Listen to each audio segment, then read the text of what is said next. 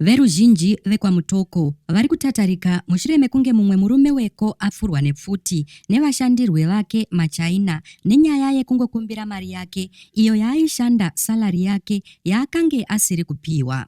Mhuri yeZimbabwe ndinokuchingamidzai zvakare panonzi pano. Ndapota musakanganwawo kusubscribe, kufollowa nekulaikawo vhidhiyo rino, zvakare nekurisheya. Izvi zvinobatsira kuti risvike kure kune hama neshamwari dzenyu dzisati dzariona. Veruzhinji vekwamutoko muZimbabwe vari kukatyamadzwa zvikuru mushure mekunge mumwe murume weko apfurwa akaurayiwa nemabhosi ake maChina.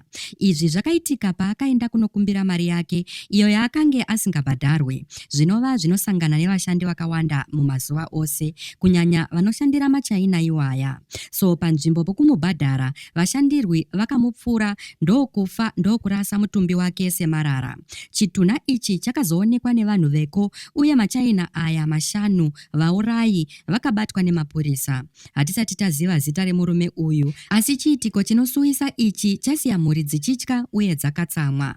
Aka hakasike kutanga zvinhu zvakadai zvichiitika muZimbabwe. Kare muna 2020 muridzi wemugodhi wekuChina anonzi Zhang Zhuan akapfura vashandi 2 mugweru nekurwisana kwemuhoro. Akakuvadza mumwe zvakaipisisa uye zvichikonzera kuratidzira kukuru.